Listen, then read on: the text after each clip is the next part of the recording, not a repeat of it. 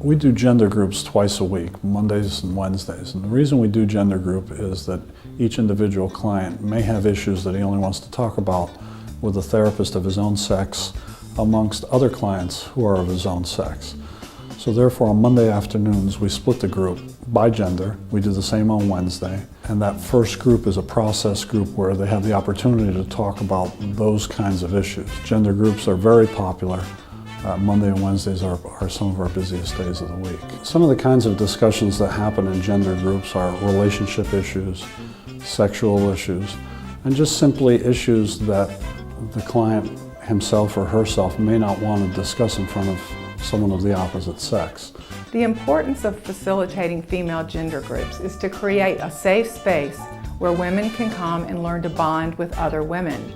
They learn trust because a lot of women do not come in trusting people. And it's a process, but that's what the female gender groups are about. One common risk factor that happens with chemical dependencies is there's often a lot of abuse in relationships that women have never talked about. It can be physical, it can be mental, sometimes there's sexual abuse, and women are free to talk about whatever's going on in their relationships. A lot of times with parents, there's a lot of guilt surrounding neglect of children, and they feel very unique, like they're the only parents that have neglected their children, and we discuss those issues. Male dependency issues are a big issue. A lot of women come in and they've become financially dependent and sometimes emotionally dependent on men, and we address these needs as well.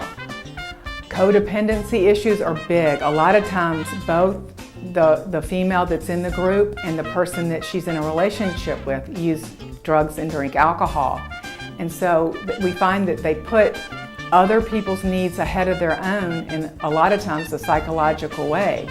And they really start to feel like a failure, and their self-esteem plummets. And our group is to support women and be a part of their recovery.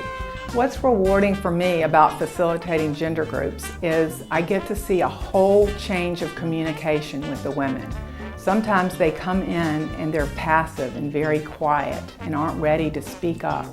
Sometimes they come in and they're very passive-aggressive and they're highly manipulative, which a lot of addicts and alcoholics are known to be.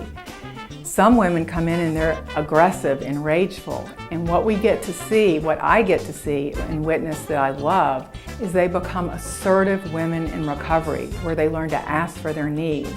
They can say, I feel annoyed with a situation before it moves into resentment or rage. Another thing I love and is rewarding for me is that we help each other find their meaning and purpose. Sometimes that's just to remain clean and sober. Sometimes it's maybe they want to go back to school. There are all kinds of things that we are on this journey together. And the thing I think I like the most, what's most rewarding for me about running gender groups, is just the fun and the humor that we start to have. We find out we can have fun in recovery. That is the best part, and they connect with other women.